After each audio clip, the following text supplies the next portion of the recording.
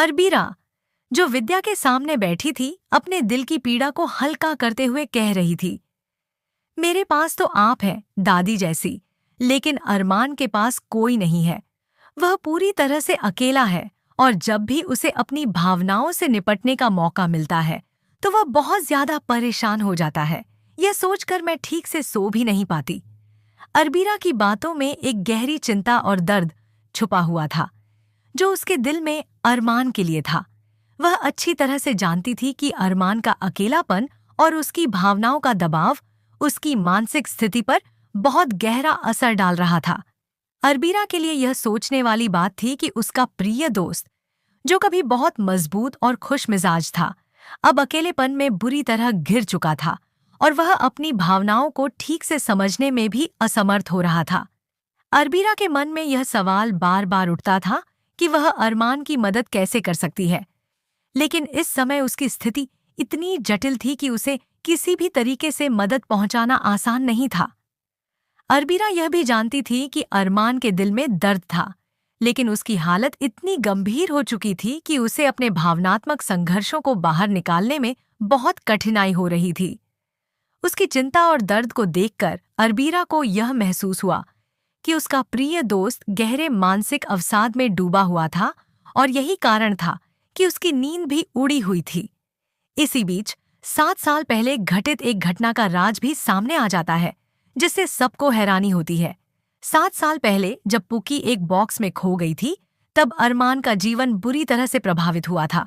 वह पूरी तरह से खो चुका था और पुकी को ढूंढने की कोशिश में वह बहुत परेशान था। हर रोज एक नया दिन नई उम्मीद के साथ आता था, लेकिन पुकी की कोई खबर नहीं मिलती थी।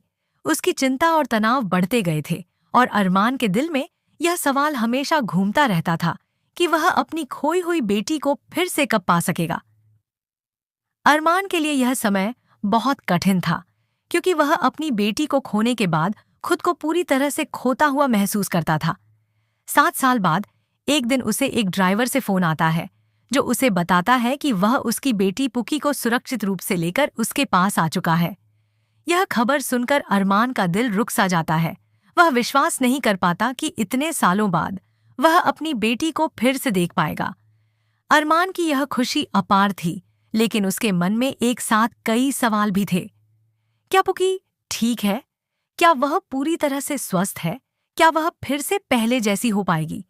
जब अरमान अपनी बेटी को देखता है तो उसकी खुशी और राहत का कोई ठिकाना नहीं होता। वह खुशी से रोता हुआ पुकी को अपने गले लगा लेता है और उसकी आंखों में आंसू होते हैं। वह अपनी बेटी को देखकर पूरी तरह से अभिभूत हो जाता है और उसे यह एहसास होता है कि अब उसकी जिंदगी फिर से बदल सकती है।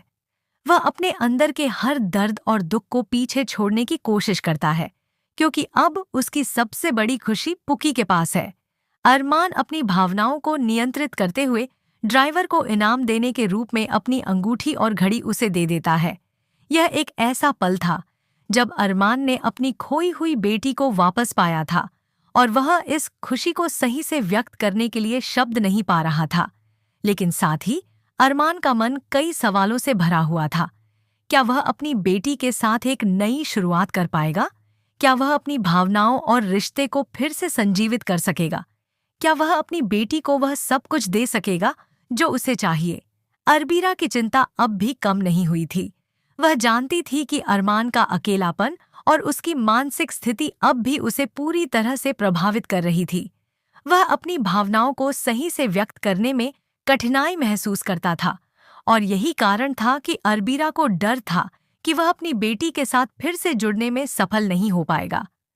हालांकि पुकी के लौटने के बाद अरमान की स्थिति थोड़ी सी बेहतर हो सकती थी, लेकिन अरबीरा को यह भी लगता था कि यह पूरी प्रक्रिया इतनी आसान नहीं होने वाली थी।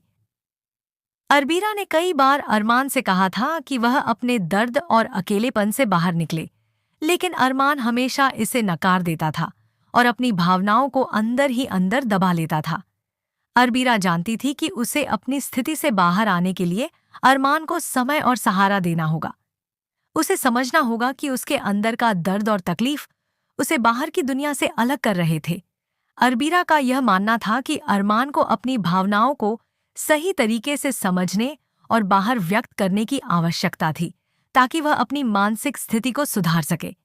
7 साल पहले जब पुक्की खो गई थी तो अरमान का जीवन पूरी तरह से बदल चुका था। वह खुद को बेहद अकेला और मानसिक रूप से टूटा हुआ महसूस कर रहा था। लेकिन अब जब वह अपनी बेटी को फिर से पा चुका था तो वह समझने लगा था कि उसे अपने रिश्ते को फिर से सुधारने और भावनाओं को संभालने के लिए खुद पर काम करना होगा। वह जानता था कि पुक्की के साथ अपने रिश्ते को फिर से मजबूत करने के लिए उसे अपनी भावनाओं को समझने और उन्हें नियंत्रित करने की आवश्यकता होगी। अरमान के सामने अब कई चुनौतियां थीं। क्या वह अपनी बेटी के साथ पुरानी गलतियों को सुधार पाएगा? क्या वह अपनी भावनाओं को सही दिशा में मोड़ सकेगा? क्या वह अपनी बेटी के साथ एक नया और बेहतर रिश्ता बना पाएगा?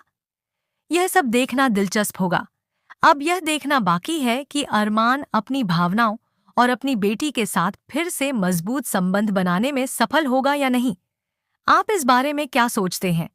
क्या आपको लगता है कि अरमान और पुकी का रिश्ता फिर से वह पुराना प्यार पा सकेगा? हमें अपनी राय कमेंट सेक्शन में जरूर बताएं और चैनल को सब्सक्राइब करना न भूलें।